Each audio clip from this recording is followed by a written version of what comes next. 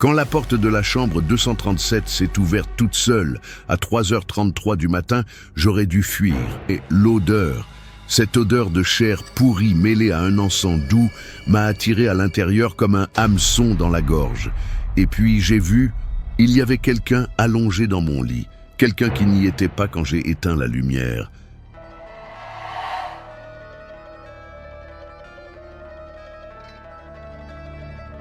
Je n'ai jamais cru aux histoires d'horreur. J'ai toujours pensé que la peur était l'affaire des faibles, de ceux qui inventaient des monstres pour justifier leur lâcheté.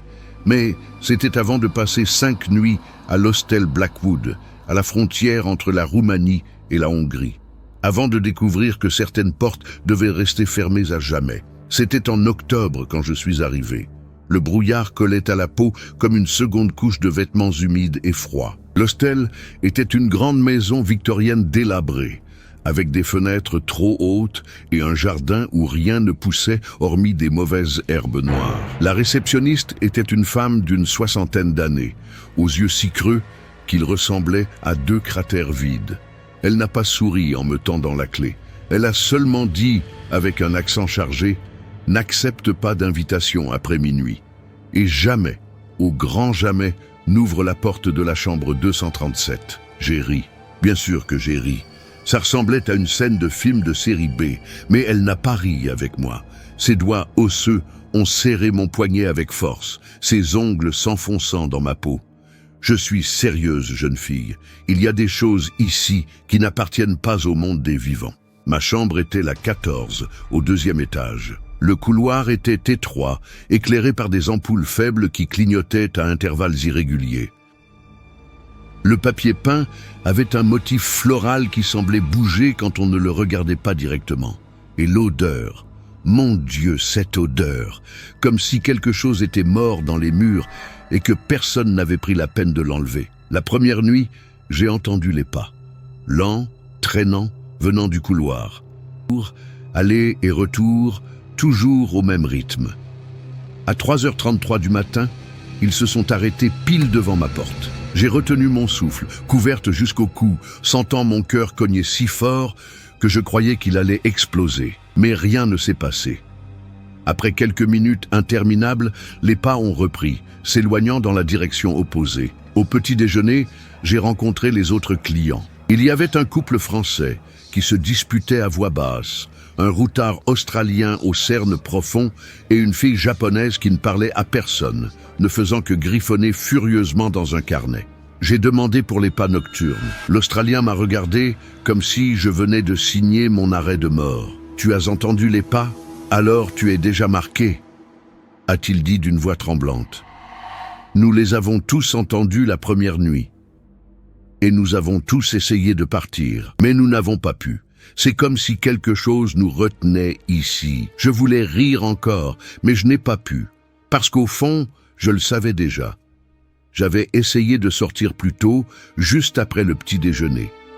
Mais arrivé à la porte principale, mon corps s'est simplement bloqué. Mes jambes n'obéissaient plus, comme si des racines invisibles avaient poussé de mes pieds, me clouant au sol. La deuxième nuit, l'atmosphère a changé. L'air est devenu plus lourd, presque solide, comme si l'hostel lui-même respirait. Les ampoules du couloir clignotaient plus souvent, créant des ombres qui dansaient sur les murs d'une manière qui défiait toute logique. Et le silence. Le silence était pire que n'importe quel bruit. Un silence vivant, pulsant, qui pressait les tympans jusqu'à la douleur. À 23h47, on a frappé à ma porte. 3 coups secs, méthodiques. Je me suis figé dans le lit, le livre que je faisais semblant de lire, glissant de mes doigts tremblants. Qui est-ce? Ma voix est sortie comme un murmure étranglé. Personne n'a répondu, mais les coups ont repris. 3 fois, puis silence, puis 3 de plus. Je me suis traîné jusqu'à la porte, chaque pas une éternité. J'ai regardé par le Judas et mon estomac s'est retourné. De l'autre côté se tenait la fille japonaise, mais quelque chose n'allait pas du tout. Son visage était tourné à un angle impossible, le cou tordu comme un torchon. Ses yeux, complètement noirs, sans iris ni pupille, se fixaient droit sur le Judas, comme si elle pouvait me voir à travers. Sa bouche s'est ouverte, disloquant la mâchoire dans un mouvement grotesque, et elle a murmuré « Viens jouer avec nous dans la 237 ». J'ai reculé, trébuchant sur ma propre ombre, et je suis tombé par terre. Mon cœur battait si vite que je pouvais goûter le sang dans ma bouche. Les coups ont cessé. Le couloir est retombé dans le silence. Je n'ai pas pu dormir cette nuit-là. Je suis restée assise dans le coin de la chambre, serrant mes genoux, observant la porte comme si elle allait s'ouvrir à tout moment. Le lendemain matin, la fille japonaise n'est pas apparue au petit déjeuner. Personne n'a mentionné son nom. C'était comme si elle n'avait jamais existé. Quand j'ai demandé pour elle, le Français m'a regardé avec une expression vide, confuse. « De quelle fille ? Il n'y a que nous 4 ici », a dit la femme en me désignant, eux et l'Australien. J'ai voulu crier, les secouer tous pour les forcer à se souvenir. Mais la vérité s'infiltrait déjà dans mes os comme du poison. L'hostel me rendait folle. Ou peut-être l'avait-il déjà fait. J'ai décidé d'enquêter. Il devait y avoir une explication logique. J'ai attendu midi quand la réceptionniste est partie déjeuner et je suis descendu à la cave où se trouvaient des archives. L'escalier grinçait sous mes pieds, chaque marche gémissant comme si elle agonisait. La cave était humide et froide, avec des murs en pierre couverts de moisissures vert foncé. Les boîtes d'archives étaient empilées sans ordre, poussiéreuses, comme si personne ne les avait touchées depuis des décennies. J'ai trouvé de vieux registres et des pages de clients qui avaient séjourné dans la chambre 237. Et tous, sans exception, avaient la même annotation à côté du nom, disparu ou décédé dans l'établissement. Les dates remontaient à 1923, des dizaines de noms, des dizaines de morts, et puis je l'ai vu, mon propre nom, écrit à l'encre fraîche sur la dernière page. Date d'entrée, 3 jours plus tôt, date de sortie, en blanc. Mes mains tremblaient tellement que j'ai laissé tomber le dossier. Les pages se sont éparpillées sur le sol, et c'est là que j'ai vu la photo. Une vieille polaroid, jaunâtre avec le temps. C'était la chambre 237, et dedans, entassés comme des poupées cassées, se trouvaient tous les clients disparus. Leurs yeux vides, noirs, regardant droit dans l'objectif. Et au centre, souriante, se tenait la réceptionniste. Sauf que sur la photo, elle avait une trentaine d'années et la date au verso indiquait 1923. Je suis remonté en courant de la cave, trébuchant sur mes propres pieds, la terreur me consumant de l'intérieur comme de l'acide. Il fallait que je sorte, que je fuis cet endroit maudit avant qu'il ne soit trop tard. Mais arrivé dans le hall principal, la porte d'entrée était fermée, pas à clé, scellée, comme si on l'avait soudée dans la structure du mur. J'ai cogné, crié, donné des coups de pied jusqu'à ce que mes poings saignent.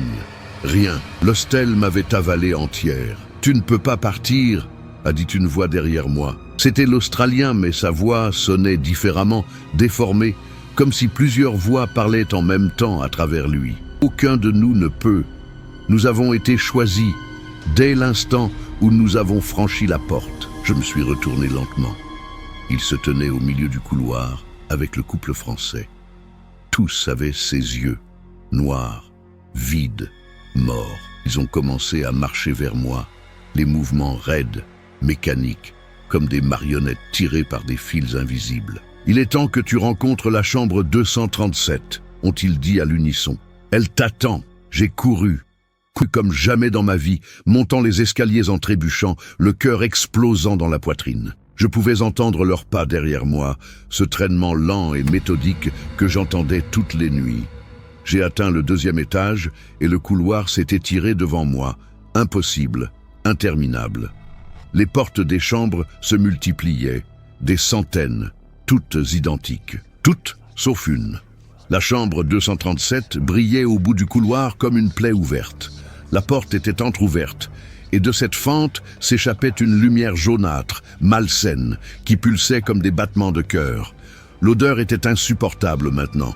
Chair, putride, sang coagulé, et par-dessous tout ça, quelque chose de doux et écœurant qui me retournait l'estomac. Je savais que je ne devais pas entrer.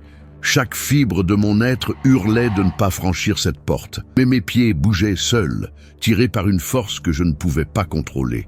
La porte s'est ouverte complètement quand je me suis approché, grinçant comme des os qui se brisent. L'intérieur était impossible. La chambre était bien plus grande qu'elle n'aurait dû l'être. une vaste salle couverte de symboles gravés au sol et au mur. Des symboles qui faisaient mal à regarder, qui tordaient mon esprit en essayant de les comprendre. Au centre, il y avait un cercle, et dedans, allongés dans des positions grotesques, se trouvaient tous les clients disparus, leurs corps momifiés, préservés par quelque chose qui n'était pas naturel. Et tous, même morts, avaient les yeux ouverts, ces yeux noirs et vides qui m'observaient. Mais le pire n'était pas eux. Le pire était ce qui se trouvait au fond de la chambre. Une présence, quelque chose d'ancien, qui existait avant même que l'humanité ait un nom, sans forme définie. Ombre et lumière en même temps, le vide qui dévore les étoiles, le silence entre les battements de cœur. Et elle a parlé, pas avec une voix, mais directement dans ma tête, défaisant chacune de mes pensées. Tu n'es pas la première, tu ne seras pas la dernière. Cet endroit se nourrit. Il se nourrit de peur, de désespoir, d'âme qui ose franchir son seuil. Et maintenant, tu lui appartiens, pour toujours. J'ai senti mon corps commencer à durcir, la peau se desséchant, les muscles se contractant. Je devenais comme eux, une pièce de plus dans la collection macabre. Une paire d'yeux vides de plus, observant la prochaine victime. J'ai essayé de crier, mais ma gorge n'obéissait plus. L'obscurité a commencé à envahir ma vision, et la dernière chose que j'ai vue fut la réceptionniste entrant dans la chambre, souriant ce sourire qui avait plus de 100 ans, tenant un appareil photo Polaroid. Ils m'ont retrouvé 3 jours plus tard, ou du moins c'est ce que disent les registres, vivante, inconsciente dans la chambre 14, marmonnant des choses incohérentes sur des ombres et des yeux noirs. On m'a emmené à l'hôpital, diagnostiqué épuisement extrême et hallucination due à une intoxication au monoxyde de carbone. L'hostel a été fermé, condamné. Ils ont dit que c'était un accident, une fuite dans l'ancien système de chauffage. Mais je sais la vérité. Parce que encore aujourd'hui, 10 ans plus tard, quand je ferme les yeux, je suis toujours allongé dans ce cercle dans la chambre 237. Je sens encore ma peau se dessécher, mes yeux s'assombrir, et toutes les nuits, à 3h33 du matin, je me réveille paralysé, incapable de bouger, et je vois la réceptionniste au pied de mon lit prenant une autre photo. Parce que la vérité, c'est que je ne suis jamais parti. Mon corps est peut-être ici, vivant une vie qui semble réelle. Mais mon âme est toujours prisonnière de cette chambre, nourrissant la chose qui vit dans les ombres. Et chaque personne à qui je raconte cette histoire, chaque personne qui recherche l'hostel Blackwood pour prouver que c'est un mensonge, est une offrande de plus. Tu crois vraiment que c'est juste une histoire? Si tu es arrivé jusqu'ici, si tu as senti ton cœur s'accélérer, si tu as regardé par-dessus ton épaule en écoutant, alors les ombres t'ont déjà vu. Laisse un like si tu as eu le courage d'aller jusqu'au bout. Abonne-toi à la chaîne, car l'horreur ne dort jamais, et j'ai bien d'autres histoires qui ne devraient pas être racontées. Et dans les commentaires, dis-moi, de quelle ville, de quel pays regardes-tu ça? Je veux savoir jusqu'où les ombres et les cauchemars peuvent t'atteindre, jusqu'où l'horreur peut te trouver. Dors bien, si tu peux.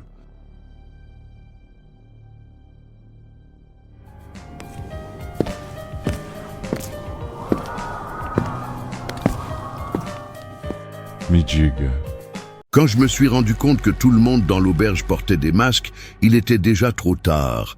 Des masques blancs, lisses, sans expression. Et quand j'ai essayé de partir, j'ai trouvé le mien accroché à la porte de ma chambre, avec mon nom gravé à l'intérieur, et des taches de sang qui semblaient fraîches, comme si quelqu'un l'avait déjà porté avant. Comme si je l'avais déjà porté avant.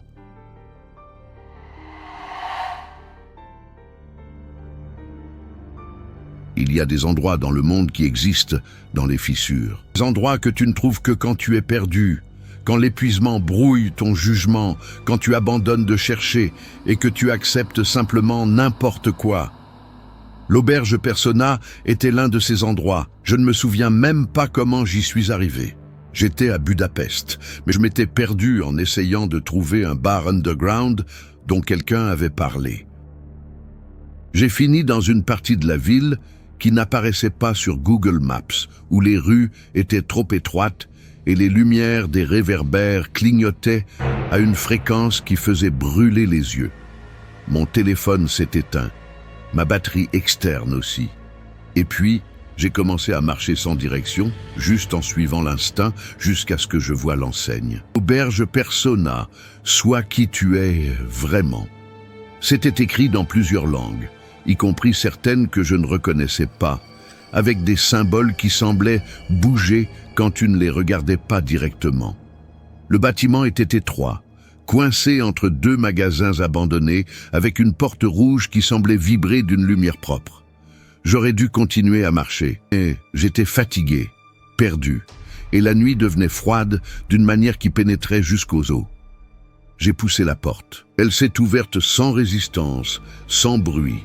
Le hall était étrangement silencieux. Pas de musique d'ambiance, pas de conversation, pas de bruit normal d'une auberge pleine de voyageurs. Juste un silence dense, presque solide, qui pressait les tympans. La réception était vide. Il y avait une cloche en argent sur le comptoir et une pancarte « Sonne et mets ton masque ». À côté de la cloche, une boîte en bois ancienne, sculptée de gravures formant des visages hurlants. J'ai sonné. Le son n'a pas résonné. Il est simplement mort dans l'air immédiatement, comme absorbé par les murs. Personne n'est apparu. J'ai attendu 5 minutes. 10. J'étais sur le point de partir quand j'ai entendu des pas, lents, mesurés, venant d'un couloir latéral. Et puis il est apparu. C'était un homme de taille moyenne, vêtu de vêtements formels anciens, comme un majordome victorien.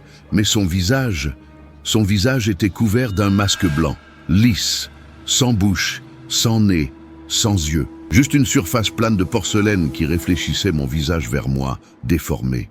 Il n'a pas parlé. Il a juste pointé la boîte en bois, puis moi, puis le couloir. J'ai compris le geste. Prends un masque, puis suis-moi. Ma main s'est déplacée avant que mon cerveau ne puisse traiter. J'ai ouvert la boîte. À l'intérieur, il y avait des dizaines de masques, tous blancs, tous légèrement différents. Certains avaient des yeux dessinés, d'autres des bouches. Certains étaient lisses, comme celui du réceptionniste. Mais l'un d'eux semblait m'appeler. Il était au fond de la boîte. Et quand je l'ai pris, j'ai senti un choc électrique parcourir mon bras. À l'intérieur, gravé dans la porcelaine, il y avait un nom. Mon nom complet, y compris mon deuxième prénom que je n'utilisais jamais, que presque personne ne connaissait. Comment ai-je commencé à demander, mais l'homme masqué a juste secoué la tête en signe de négation et a pointé mon visage. Mets-le maintenant. Et je l'ai mis. Que Dieu me pardonne, j'ai mis ce masque.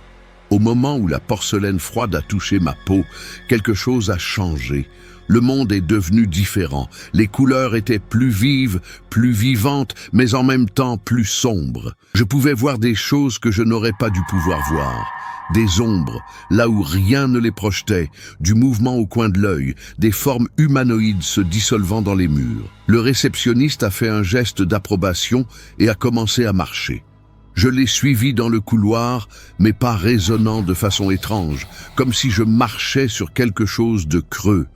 Les murs étaient couverts de photographies anciennes, toutes de personnes portant des masques. Mais plus je regardais, plus je me rendais compte que les personnes sur les photos bougeaient, lentement, tournant la tête pour m'observer passer. Nous sommes arrivés à ma chambre. Numéro 13, évidemment 13. Il a ouvert la porte et m'a donné une clé ancienne, puis il s'est simplement retourné et est parti, ses pas ne faisant aucun bruit malgré le plancher de bois grinçant. Je suis entré dans la chambre. Elle était spartiate. Un lit, une armoire, une fenêtre avec des rideaux lourds. Mais quelque chose n'allait pas. Les murs étaient couverts de miroirs, des dizaines d'entre eux de toute taille, créant des reflets infinis de moi-même portant ce masque. Et dans chaque reflet, j'étais dans des positions légèrement différentes, comme si chaque miroir montrait une version alternative de moi, un choix que j'aurais pu faire, une vie que j'aurais pu vivre. J'ai essayé d'enlever le masque. Mes mains ont agrippé les bords et ont tiré. Mais il ne sortait pas. Il était collé, fusionné à ma peau. J'ai paniqué, tirant plus fort, mes ongles grattant la porcelaine, essayant de trouver un bord, une couture, n'importe quoi. Mais c'était comme si le masque était devenu une partie de moi. ou que j'étais devenu une partie de lui. C'est alors que j'ai entendu le coup contre le mur. 3 coups lents, puis silence, puis 3 autres, venant de la chambre d'à côté. Et puis une voix, étouffée par le mur et par le masque lui-même. « Bienvenue, tu es maintenant l'un des nôtres. » Je n'ai pas pu dormir. Comment l'aurais-je pu? Le masque étouffait, pressait, mais en même temps, il semblait respirer avec moi, s'étendant et se contractant comme une seconde peau vivante. Les miroirs autour de moi me montraient des versions infinies de moi-même, et dans chaque reflet, je voyais quelque chose de différent. Dans l'un, je pleurais du sang sous le masque. Dans un autre, le masque avait des fissures révélant quelque chose de noir et tordu en dessous. Dans un autre encore, je souriais, un sourire qui n'était pas le mien, trop large, plein de dents qui ne devraient pas exister dans une bouche humaine. À 3h33 du matin, j'ai entendu des mouvements dans le couloir, des pas multiples, des dizaines d'entre eux, se déplaçant en parfaite synchronie, et puis des voix. Des murmures qui s'entremêlaient, formant un chant dans une langue que je ne connaissais pas mais que je comprenais d'une certaine manière au niveau le plus primitif du cerveau. Ils m'appelaient, me convoquaient. La porte de ma chambre s'est ouverte toute seule, lentement, grinçant, révélant le couloir baigné d'une lumière ambre maladive qui ne venait d'aucune source visible. Et ils étaient là, tous les clients. 20, peut-être 30 personnes, impossible de compter car ils se déplaçaient comme une masse unique, tous portant des masques blancs, tous tournant la tête à l'unisson pour me fixer. J'ai essayé de fermer la porte, j'ai essayé de m'enfermer dedans, mais mon corps n'obéissait pas. Mes jambes ont commencé à bouger toutes seules, me portant hors de la chambre, me joignant à la procession. Nous étions un serpent humain glissant dans les couloirs, descendant des escaliers qui n'auraient pas dû exister, pénétrant de plus en plus profondément dans les entrailles de l'auberge. Nous sommes arrivés dans un salon. C'était impossible. L'auberge vue de l'extérieur était petite, étroite. Elle ne pouvait pas contenir un espace comme celui-là. Mais il était là, un salon circulaire immense, avec des murs couverts de milliers de masques accrochés comme des trophées. Le plafond était une coupole de verre noir, où des étoiles qui n'existaient pas brillaient dans des constellations extraterrestres. Au centre, il y avait un cercle dessiné avec quelque chose qui ressemblait à du sang séché. Et dedans, un piédestal avec un unique masque différent de tous les autres. Ce masque était doré, orné, beau et terrible en même temps. Et il était fendu en deux, comme s'il avait été brisé puis remonté de façon imparfaite. Les clients ont formé un cercle autour du piédestal. Et puis, un par un, ils ont commencé à parler. Leur voix venait de derrière les masques, déformée, résonnante, comme si plusieurs personnes parlaient à travers chacun d'eux. J'étais Marcus. Je venais de Londres en quête d'aventure. Maintenant, je ne suis personne. J'étais Yuki. Je venais de Tokyo en fuyant moi-même. Maintenant, je n'ai plus de moi dont fuir. J'étais Thomas. Je venais de New York à la recherche de sens. Maintenant, je ne suis que le masque. Un par un, tous révélaient qui ils avaient été. Et à chaque révélation, les masques brillaient légèrement, pulsant comme des cœurs battants. Jusqu'à ce que ce soit mon tour. J'ai senti ma bouche s'ouvrir toute seule, ma voix sortant sans mon contrôle. J'étais... Mais je n'ai pas pu finir, parce que je ne me souvenais plus. Mon nom, qui était gravé sur le masque, semblait maintenant étranger. Ma vie, mes souvenirs, tout se dissolvait comme de la brume sous le soleil. Qui étais-je avant d'entrer ici? Pourquoi voyageais-je? D'où venais-je? Tout vide. Seul le masque restait réel. Il est presque prêt, a dit une voix venant de nulle part et de partout à la fois. Encore une nuit, encore une cérémonie, et puis il sera complet, une âme de plus pour nourrir le masque maître. Le masque doré sur le piédestal a commencé à briller, trop intense, douloureux à regarder. Et puis, j'ai vu ce qu'il était vraiment. Ce n'était pas un masque. C'était un réceptacle, une prison. À l'intérieur se trouvaient toutes les âmes qui avaient un jour passé par cette auberge, toutes les personnes qui avaient porté leur masque personnel et perdu leurs identités. Elles étaient toutes là, compressées, criant en silence, essayant d'échapper à cette prison dorée. Et il y avait un espace vide, un espace à ma taille, m'attendant. Les clients ont commencé à bouger, fermant le cercle, leurs mains s'étendant vers moi. « Rejoins-nous » chantait-il à l'unisson. « Deviens complet. Libère-toi du fardeau d'être quelqu'un. Ici, nous sommes tous personnes. Ici, nous sommes tous libres. » Leurs mains ont touché mon masque. Et douleur. Une douleur comme je n'en avais jamais ressenti a explosé dans ma tête. C'était comme s'ils arrachaient non seulement le masque, mais mon propre visage, mon propre âme, tirant tout vers l'extérieur et l'offrant au masque maître. Et j'ai crié jusqu'à déchirer ma gorge. Et dans mon cri, il y avait tous les mots que j'avais oubliés, tous les noms que j'avais perdus, tous les souvenirs qui s'étaient dissous. Mon cri était moi, essayant de me souvenir de qui j'étais avant d'être cela. Et puis, au sommet de la douleur, quelque chose en moi a refusé d'abandonner. Une étincelle, un fragment de résistance que les masques n'avaient pas réussi à éteindre complètement. J'ai saisi les mains qui me tiraient et j'ai poussé avec une force que je ne savais pas avoir. Les clients ont reculé, leurs masques s'inclinant en angle de confusion. « Non !» Ma voix est sortie rauque, mais c'était la mienne. Je n'oublierai pas, je ne deviendrai personne. Le masque maître sur le piédestal a commencé à se fissurer encore plus, des lignes de lumière dorée suintant des fissures. Et des fissures sont sorties des voix, des centaines, des milliers, criant la même chose. « Souviens-toi, souviens-toi, souviens-toi » C'étaient les âmes piégées dans le masque. Et elles ne voulaient pas de compagnie. Elles voulaient la libération. Elles voulaient que quelqu'un brise enfin le cycle. J'ai couru jusqu'au piédestal. Les clients ont essayé de m'arrêter, agrippant mes bras, mes jambes. Mais je me suis traîné, centimètre par centimètre. J'ai atteint le masque maître. Il brûlait au toucher, mais je l'ai tenu quand même, la chair de mes paumes grésillant, l'odeur de chair brûlée emplissant l'air. « Si je ne peux pas être personne !» ai-je crié. « Alors vous ne le pouvez pas non plus !» Et j'ai brisé le masque. Je l'ai frappé contre le piédestal de toutes mes forces. Une fois, deux. À la troisième, il s'est brisé en morceaux. Et ce qui en est sorti n'était pas physique. C'était de l'énergie pure, de l'essence pure, toutes ces âmes compressées enfin libérées dans une explosion de lumière aveuglante. Le salon s'est effondré. Ou peut-être n'avait-il jamais existé. Les murs se sont dissous comme de la fumée. Les clients masqués ont commencé à crier, leurs voix se déformant, leurs formes se défaisant en brume. Et leurs masques ont commencé à se fissurer, à tomber en morceaux, révélant ce qu'il y avait en dessous. Rien. Il n'y avait rien. C'étaient des coquilles vides. Ils avaient abandonné leurs identités depuis si longtemps qu'il ne restait rien à réclamer. Ils étaient littéralement personne, et certains avaient encore des visages en dessous, des visages confus, oubliés, mais réels. Une jeune fille, peut-être 17 ans, a regardé ses propres mains comme si elle les voyait pour la première fois. Un homme d'âge moyen est tombé à genoux, pleurant, murmurant un nom qui devait être le sien. Mon propre masque a commencé à se fissurer.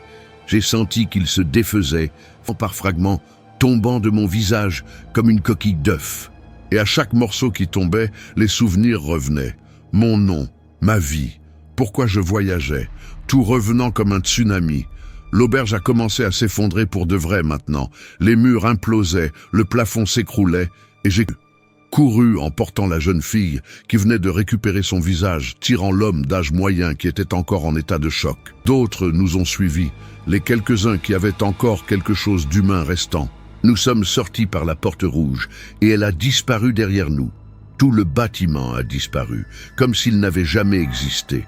Nous étions dans une rue normale de Budapest, des touristes passant, la vie se déroulant normalement. Personne n'a remarqué que nous venions d'échapper à un cauchemar. J'ai regardé les autres survivants. Nous étions 7 sur 1. Combien de centaines, de milliers avaient été consumés par cet endroit au fil des ans? La fille pleurait encore, agrippée à moi. L'homme murmurait encore son nom comme un mantra, David. Mon nom est David, je suis David. Et moi, j'ai regardé mes mains et j'ai vu les cicatrices des brûlures. Preuve physique que ce n'était pas un rêve, pas une hallucination. C'est arrivé, tout est arrivé. C'était il y a 3 ans. 3 ans depuis que j'ai détruit le masque maître et libéré ses âmes. 3 ans depuis que j'ai pensé avoir mis fin à ce cauchemar. Mais j'avais tort, tellement tort, parce que j'ai découvert quelque chose. À travers des recherches obsessionnelles, des nuits sans sommeil à explorer la Deep Web en contactant d'autres survivants de lieux similaires autour du monde. Le masque maître que j'ai détruit, ce n'était pas le seul.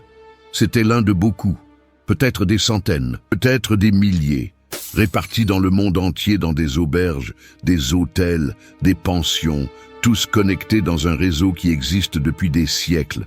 Et depuis que j'ai détruit ce masque, je ressens quelque chose, une présence, m'observant, me suivant. Peu importe où je vais, peu importe combien de fois je déménage. Toutes les nuits, à 3h33 du matin, je me réveille et je vois une ombre dans le coin de la chambre. Une ombre portant un masque différent chaque nuit. Et chaque nuit, elle est un peu plus près de mon lit. Parce que voici la vérité que j'ai découverte trop tard. Le masque maître n'était pas la prison des âmes, c'était la prison de quelque chose de bien pire, quelque chose d'ancien, quelque chose qui existait avant que les humains n'aient de concept une entité qui se nourrit d'ego, de personnalité, de tout ce qui fait de toi toi. Et quand j'ai brisé le masque, je n'ai pas seulement libéré les âmes, j'ai libéré cela aussi. Maintenant, elle me chasse. Nous chasse tous ceux qui avons échappé, parce que nous sommes marqués, nous sommes les seuls qui se sont souvenus de qui nous étions malgré tout. Et pour une entité qui existe pour effacer les identités, nous sommes l'insulte suprême. Nous sommes la preuve qu'elle peut être vaincue. L'ombre est plus proche aujourd'hui, beaucoup plus proche. Je peux voir des détails sur le masque qu'elle porte maintenant, et je reconnais ce design. C'est la réplique parfaite du masque que j'ai porté dans l'auberge, celui avec mon nom gravé à l'intérieur. Elle termine ce qu'elle a commencé. Et cette fois, il n'y aura pas d'échappatoire. Parce que je me rends compte maintenant, je n'ai jamais quitté l'auberge. Je n'ai jamais vraiment échappé. Tout depuis, tous ces 3 ans, n'était qu'une autre couche de l'illusion. Une autre chambre. Un autre couloir infini. Et quand je regarde dans le miroir maintenant, je vois que mon visage commence à disparaître. Les traits deviennent plus doux, plus lisses, plus blancs. Je deviens un masque. Je l'ai toujours été. L'auberge ne te laisse jamais partir. Elle te fait juste penser que tu es parti, pendant qu'elle te consume lentement, de l'intérieur vers l'extérieur, jusqu'à ce qu'il ne reste plus rien que de la porcelaine blanche et un nom oublié. Si tu as déjà séjourné dans une auberge seule, si tu as déjà senti que quelque chose n'allait pas, mais que tu as ignoré l'instinct, si tu as déjà vu des masques là où il n'aurait pas dû y en avoir, peut-être que toi non plus tu n'es jamais vraiment parti. Tu es arrivé jusqu'à la fin? Ton cœur bat la chamade? Tu as regardé par-dessus ton épaule en lisant? Alors la peur a déjà planté sa graine en toi. Laisse ton like si tu as eu le courage de terminer ce voyage de cauchemar. Abonne-toi à la chaîne car l'horreur ne se repose jamais. Et j'ai des histoires qui te feront questionner chaque ombre, chaque reflet, chaque endroit étrange où tu as dormi. Et maintenant, la question à laquelle j'ai besoin que tu répondes, de quelle ville, de quel pays me regardes-tu? Je veux cartographier jusqu'où les ombres et les cauchemars peuvent t'atteindre, jusqu'où l'horreur peut te trouver. Commente en dessous. Si tu oses. Parce que peut-être, juste peut-être, ta réponse m'aidera à comprendre où le prochain masque apparaîtra. Dors bien si tu y arrives. Il était suspendu tête en bas de la couchette supérieure, le visage à quelques centimètres du mien, quand je me suis réveillé à 4h14 du matin. Ses yeux étaient blancs, complètement blancs, sans pupilles, et il souriait. Un sourire trop large pour tenir sur un visage humain. « Je t'ai trouvé », a-t-il murmuré, et son haleine sentait la terre humide et la décomposition. « Enfin, je t'ai trouvé. »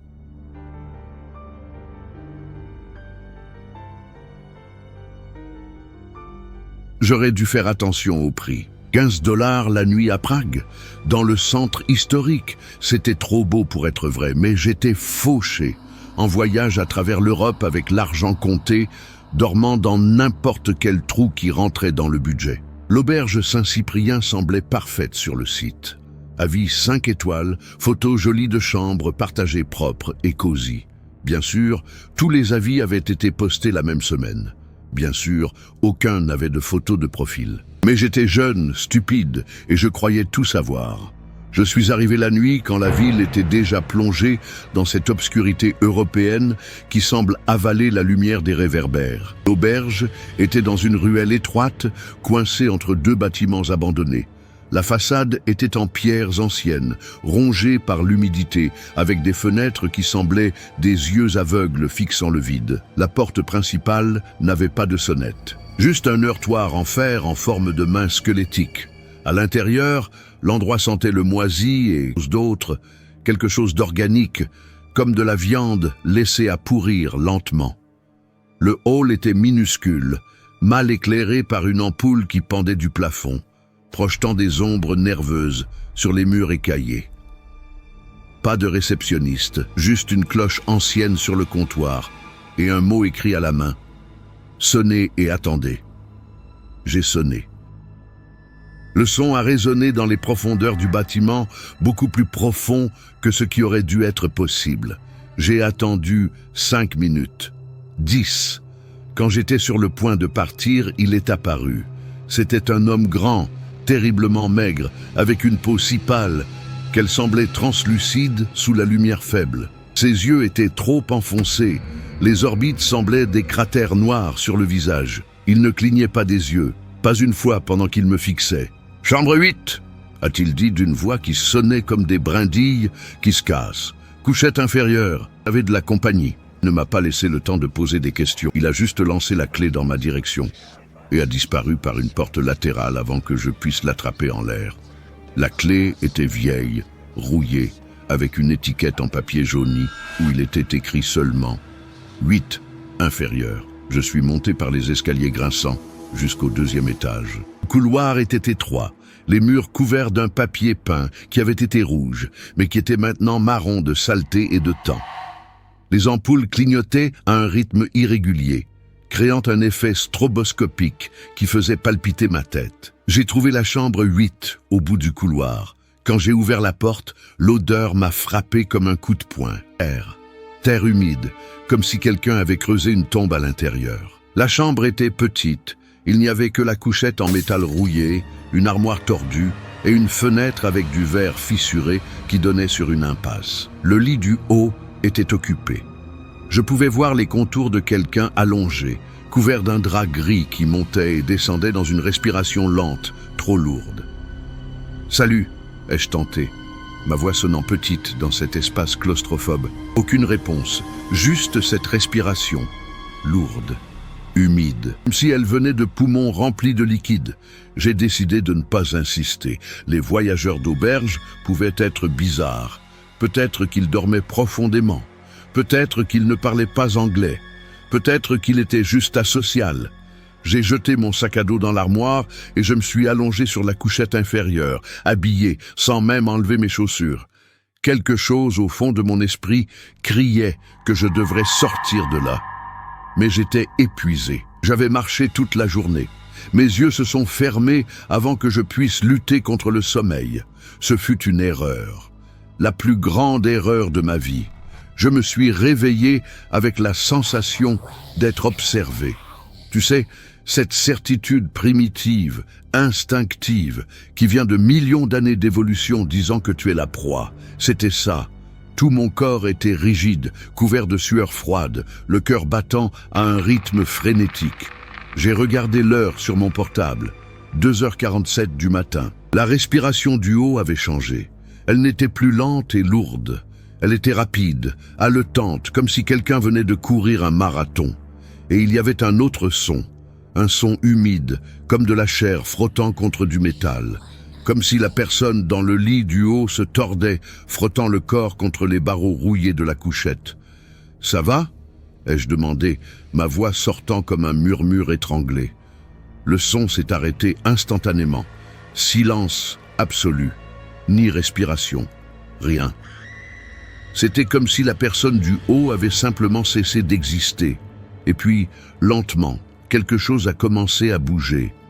Je pouvais entendre le froissement du tissu, le grincement du métal sous un poids qui se déplaçait.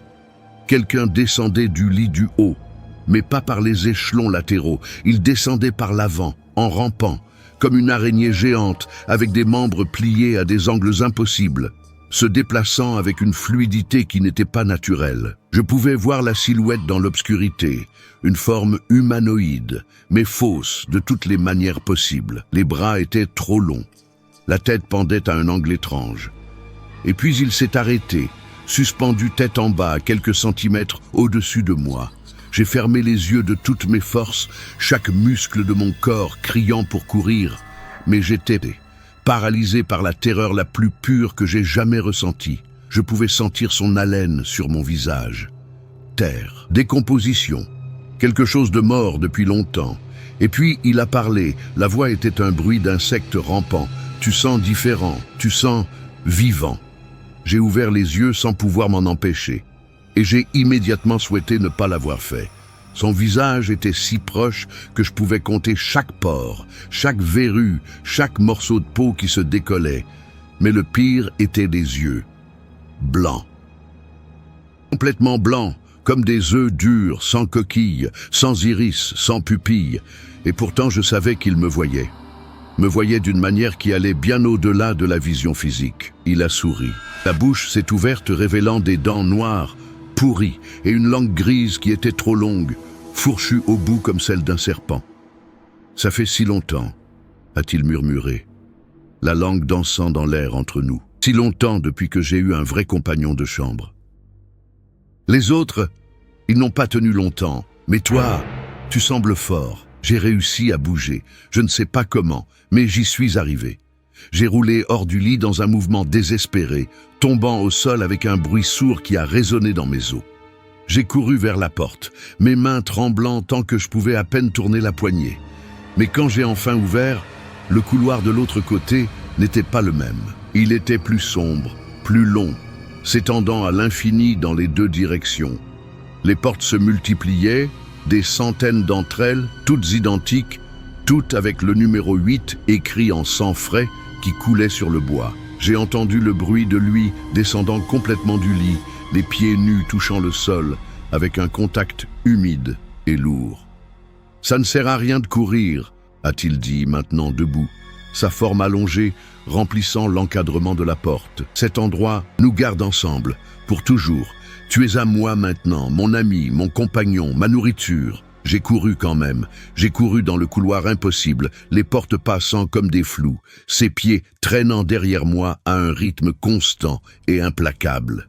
Il ne courait pas, il n'en avait pas besoin, parce que peu importe où j'allais, quand je regardais en arrière, il était toujours à la même distance, toujours s'approchant, lentement, inévitablement. J'ai trouvé un escalier et j'ai descendu, les marches semblant se multiplier sous mes pieds.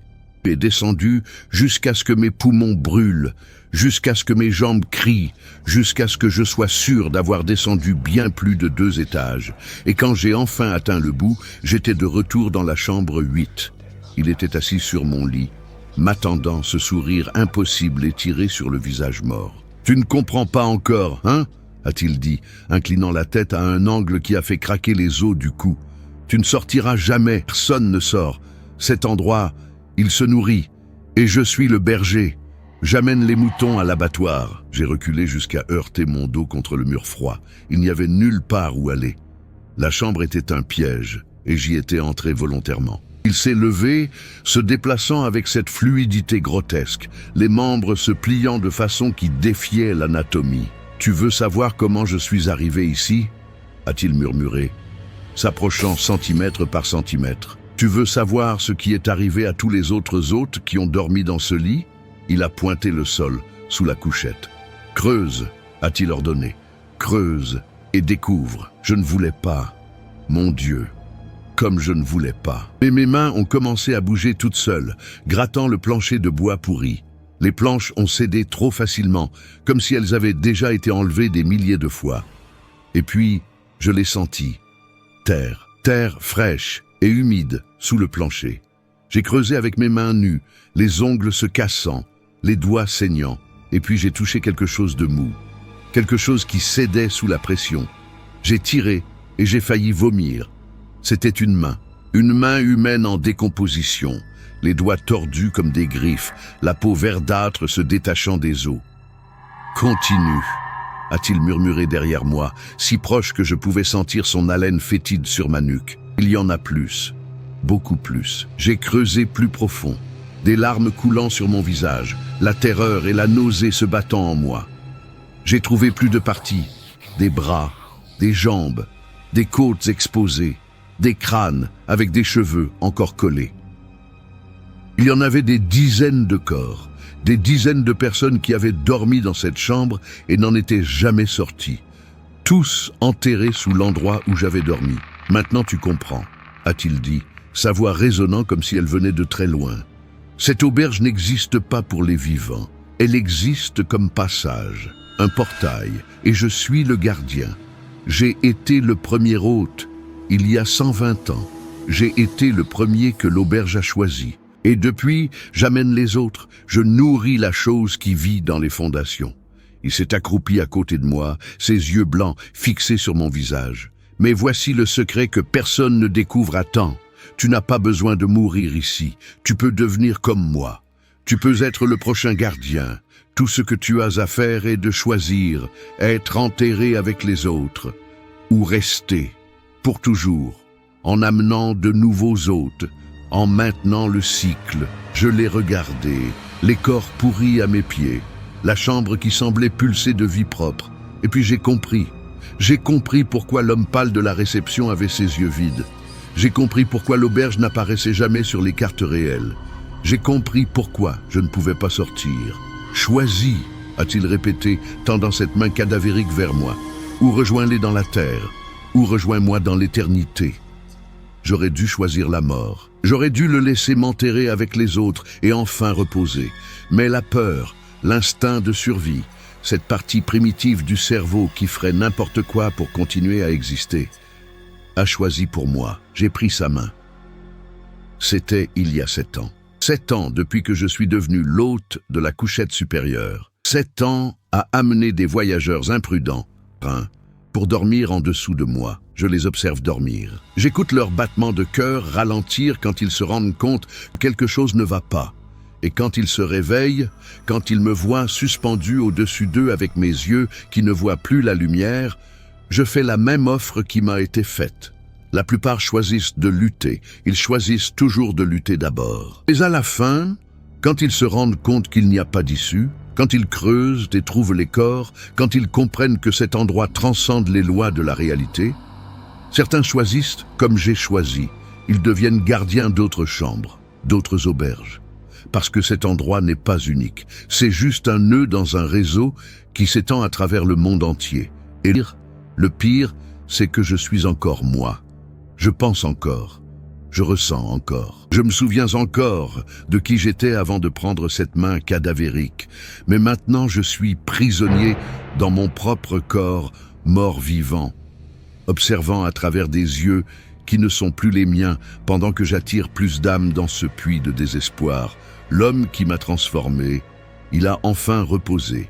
Après 120 ans, il a passé le relais et s'est permis de se désintégrer, devenant poussière qui s'est mélangée à la terre sous le plancher. Et maintenant, c'est moi, en attente. Toujours en attente du prochain hôte naïf qui pense que 15 $ la nuit est une bonne affaire. Toi, peut-être ce soir, quand tu chercheras une auberge bon marché à Prague, Berlin, Amsterdam, ou n'importe quelle ville que tu visites, quand tu verras ces avis 5 étoiles tous postés la même semaine, quand tu ignoreras cette voix au fond de ton esprit disant que quelque chose ne va pas, je serai en attente, sur la couchette supérieure, sans dormir, jamais en train de dormir. Parce que l'hôte de la couchette supérieure ne dort jamais. As-tu déjà séjourné dans une auberge partagée? As-tu déjà réveillé au milieu de la nuit avec la sensation d'être observé? Si cette histoire t'a glacé le sang, laisse ton like, abonne-toi à la chaîne. Parce que l'horreur est dans chaque coin sombre du monde, dans chaque chambre bon marché, dans chaque endroit où nous économisons quelques dollars sans demander pourquoi. Et dis-moi dans les commentaires, de quelle ville, de quel pays tu regardes. J'ai besoin de savoir jusqu'où les ombres et les cauchemars peuvent t'atteindre, jusqu'où tu es de la prochaine auberge maudite. Dors bien, si tu le peux.